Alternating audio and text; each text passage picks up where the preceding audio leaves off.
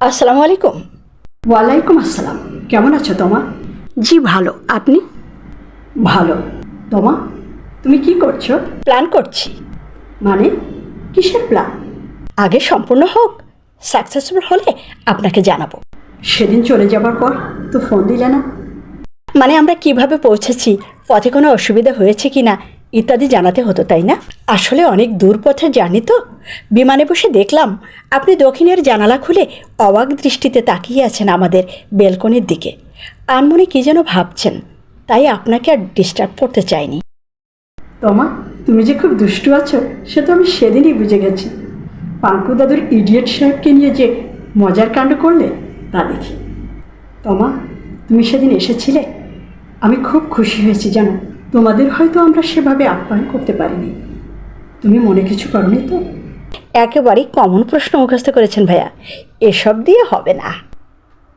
এই যে বিসিএস দিলেন, রাত জেগে জেগে সেলফ কনফিডেন্টের সব প্রশ্ন মুখস্থ করেছেন। যেমন ধরুন, মেসি কোপা আমেরিকা বিশ্বকাপে কয়টি গোল করেছে, চীনা পরিব্রাজক হিয়ান সাংয়ের দীক্ষাগুরু কে ছিলেন, অথবা প্রাণের বান্ধব রে বুড়ি হইলাম তোর কারণে গানটির গীতিকার কে।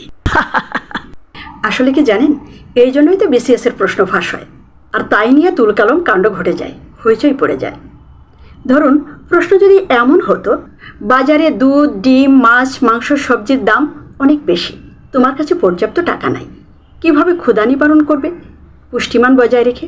অথবা তুমি যাকে পছন্দ করো তাকে প্রেমের প্রস্তাবটা কিভাবে দেওয়া উচিত যাতে সে ক্ষেপে যাবে না? এইসব প্রশ্নের উত্তরে অনেক ভেরিয়েশন আছে। তাতে প্রশ্ন ফাঁস হলেও উত্তর কারোর সঙ্গে কারো মিলে যাবে না, বুঝলেন? আর যদি বলেন এর সঠিক উত্তর কী হবে, আর খাতাই বা দেখবে কে?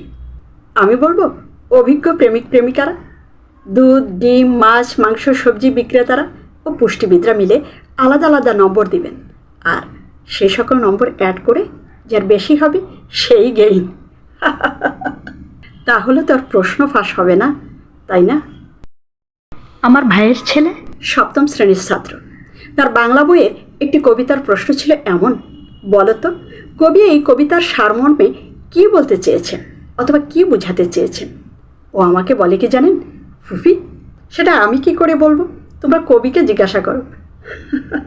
তোমা, তুমি দুষ্টু জানতাম, তুমি এত বড় দুষ্টু তা তো জানতাম না। না ভাইয়া, আপনার সাথে একটু মজা করলাম আর কি।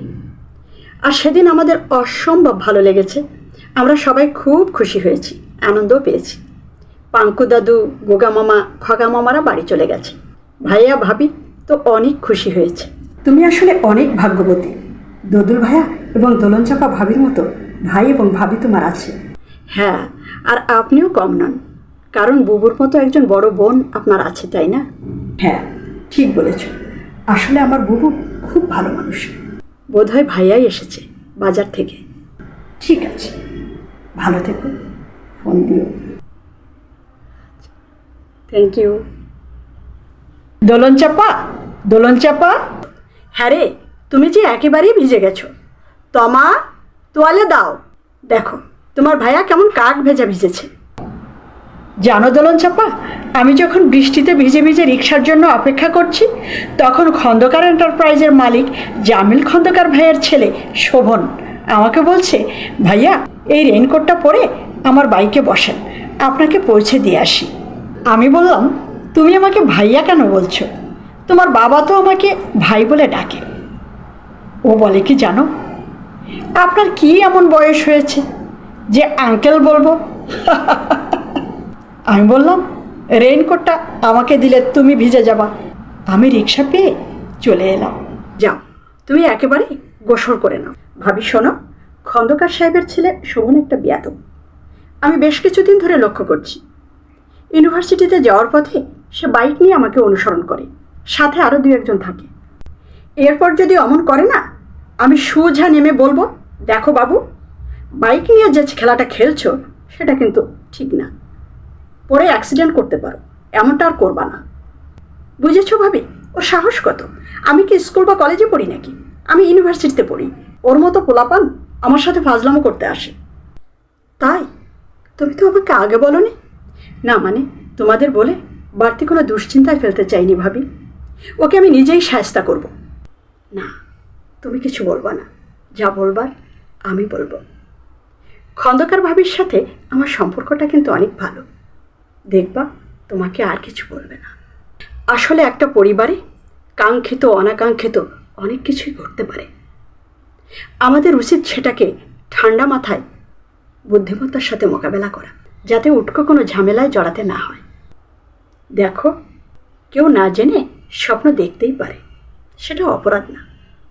তোমার অনিচ্ছার কথা জেনেও যদি সে ডিস্টার্ব করে, সেটা অপরাধ।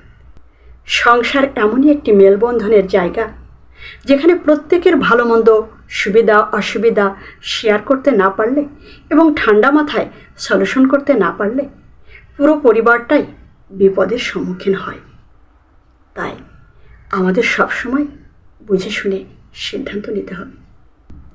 ঠিক আছে ভাবি, আমি কিছু বলবো না। তুমি যা বলেছ তাই হবে।